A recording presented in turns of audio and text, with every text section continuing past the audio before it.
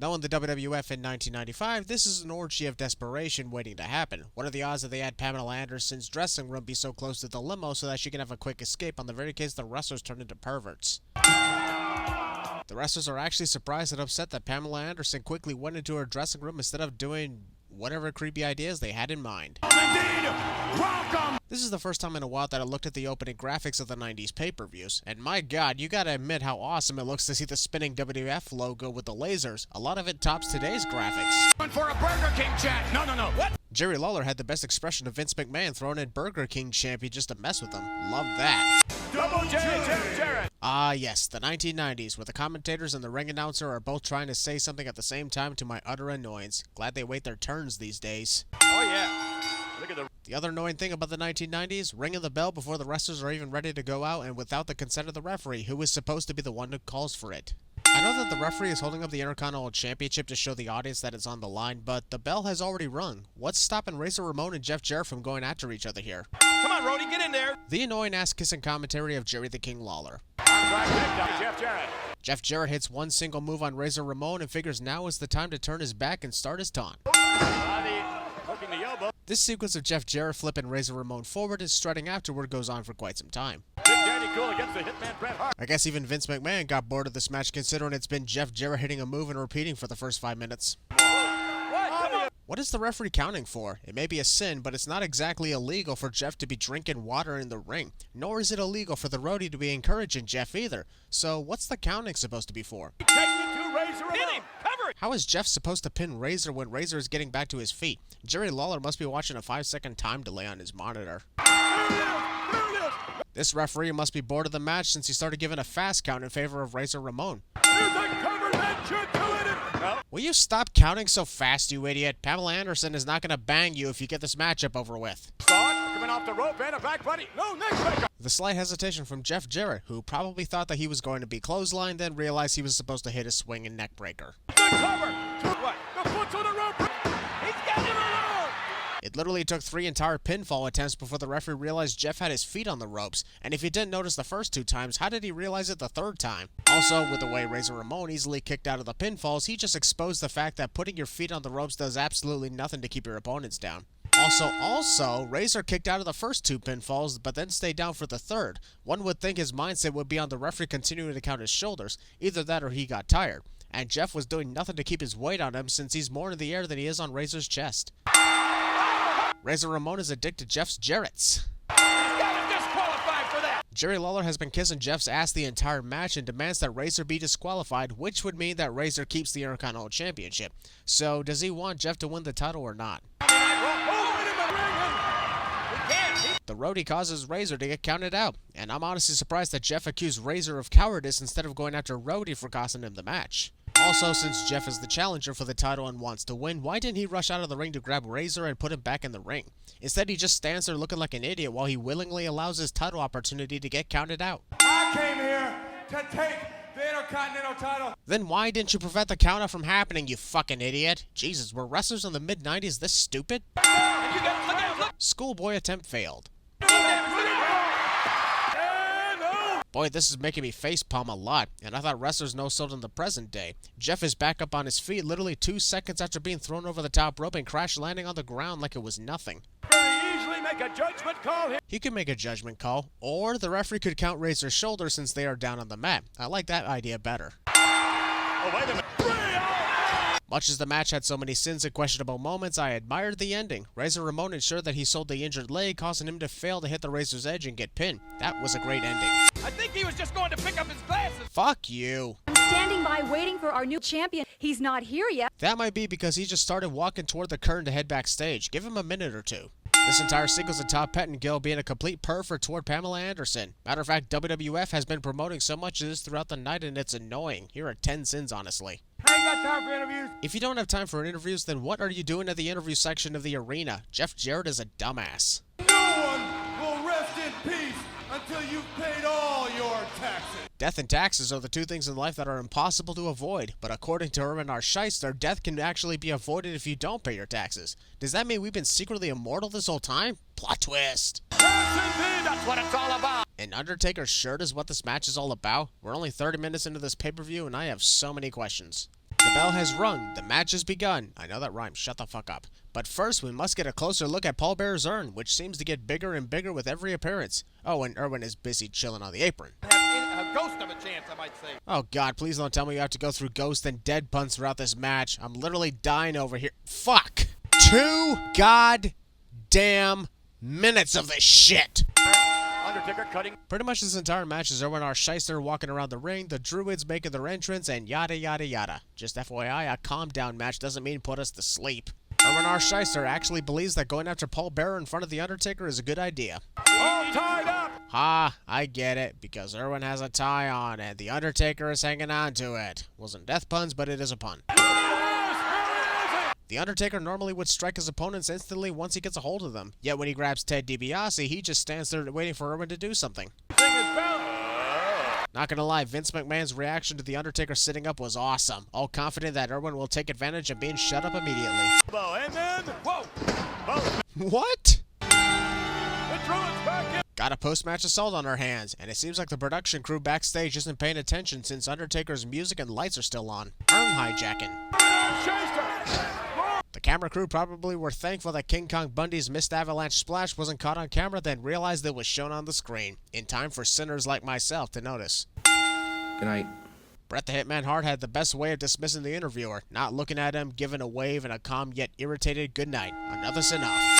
Family, but I will give the devil a... Damn, that's gotta suck. Bret Hart be like, gonna give you my shades, kid, just as soon as I can get them untangled from my hair. Come on, get loose already! Since this is the first Sins video I've done for this entrance, I gotta take a sin off. You can't go wrong with the awesome and epic way Diesel is revealed. Give you a royal prediction.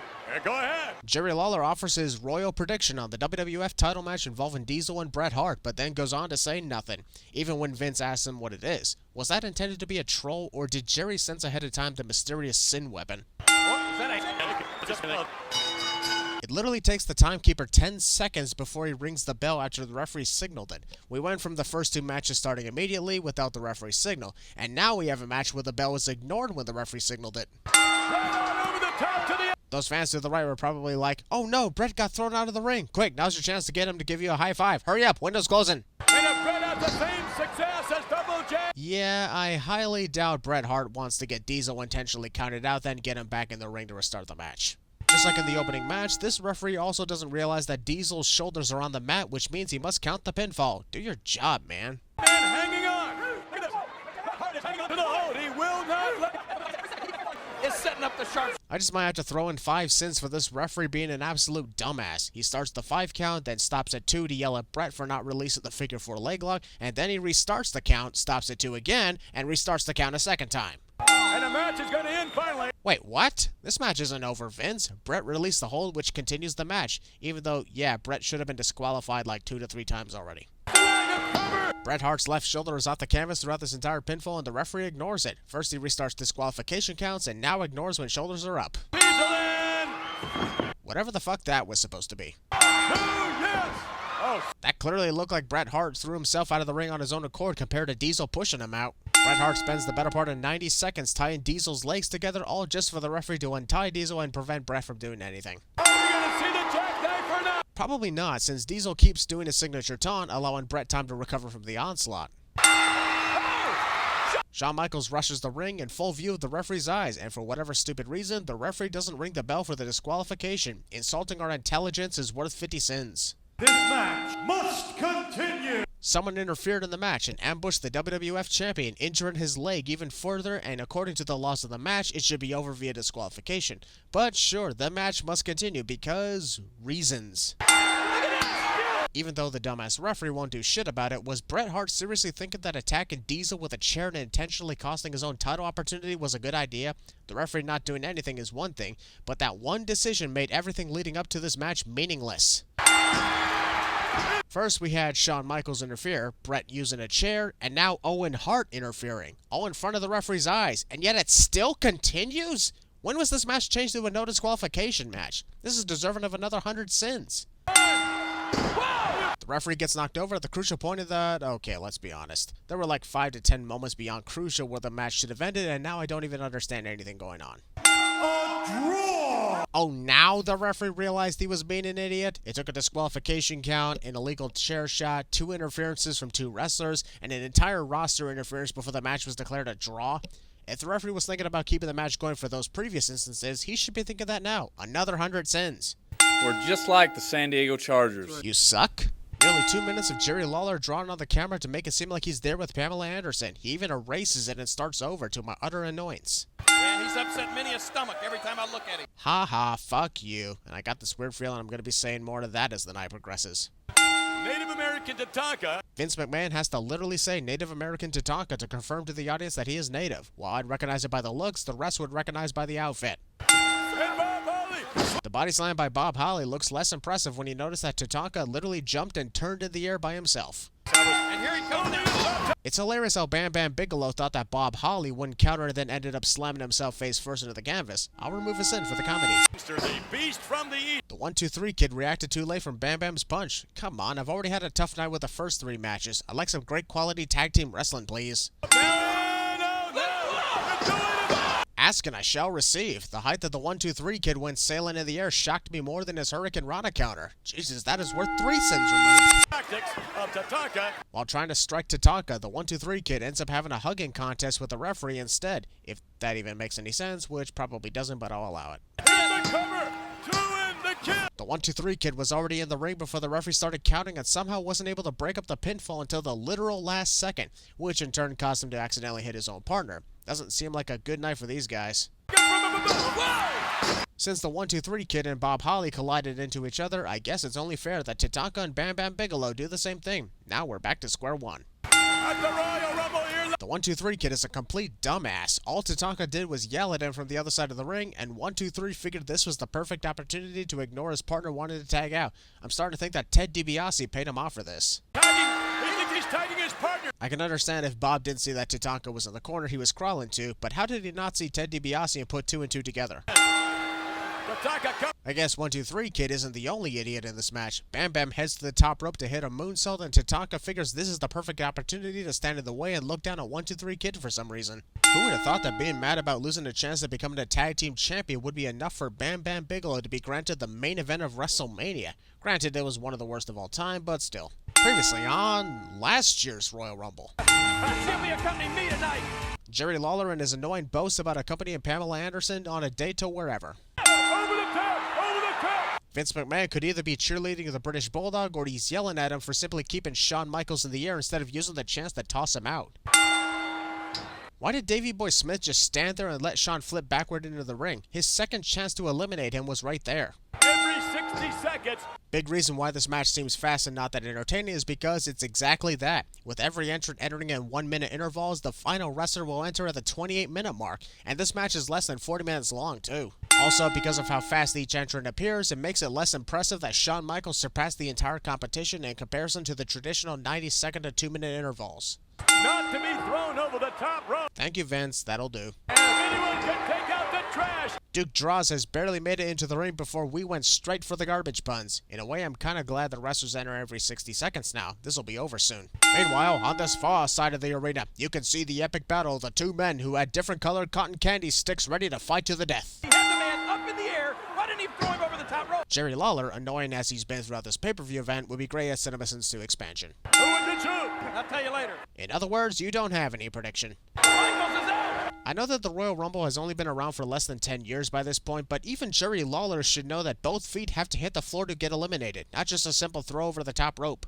No one has been eliminated as of yet. And that's why Vince probably shouldn't have said that. Well done, you just jinxed Jimmy Del Rey's momentum, asshole. How quick are these guys coming in here? Too quick, sadly. Last sin I posted, there were about 5 wrestlers in. Now there's 9. Matter of fact, there's so much going on at once, it's a bunch of whatever. Royal Rumble matchup since it started back in Houston. The first ever Royal Rumble match was in Hamilton, Ontario, you stupid dumbass. You're the fucking chairman of the company and you don't remember that? Somebody get him. He's teetering. Quang had every chance to eliminate Shawn Michaels and chose to choke him in the corner instead. Simple shove and he would have been out. I guess Shawn only won the match because everyone else instantly forgot how to eliminate someone the moment they targeted him. Shawn is a sorcerer confirmed. Owen Hart reacted too late from Bret Hart's pre-entrant attack. Perhaps the jealousy was legit and he reacted too late on purpose to make Bret look bad. And to make things more sad, Owen Hart was eliminated in 3 seconds off screen. I don't even think they showed a replay to catch the viewers up on what happened. I cannot believe it! Okay, that was hilarious to see Duke accidentally collide with the referee casually walking when he got eliminated. Thank goodness the referee wasn't legitimately injured. That way I don't have to feel bad about removing this in. 6 individuals in there. 7. Vince had it correct the first time when he mentioned 6 wrestlers were present in the ring, then proceeded to miscount and say that 7 were actually present. Wait a minute. I noticed a weird pattern about this match. For about 5 minutes, everyone in the ring seemed impervious to elimination, but when one of them got eliminated, they all lost their ability to hang on. This happens twice. Did you see him clothesline Michaels? No, I somehow didn't see Jacob Blue clothesline Shawn Michaels, even though that was the center of attention in the camera shot. I was just thrown over. What was that supposed to be? Was Shawn prepared to throw Jacob over the top rope, then decided not to? Somebody definitely botched here. Bundy, fit for the Undertaker. Let's go back. Take a look at a double feet. Vince brought up King Kong Bundy's assault on The Undertaker earlier tonight, then called for a supposed replay of that incident, but instead the replay showed something unrelated to what he was talking about. What is it about wrestlers getting eliminated in less than 5 seconds that I find so hilarious? Probably because of the way Mo ran from one side of the ring to get thrown out of the other. Hilarious moment worthy of a sin remover. Sorry, but there is no way that the combined power of Mabel and Davey Boy Smith is not enough to throw out Shawn Michaels from the Royal Rumble match, especially when he's upside down and barely hanging on at all.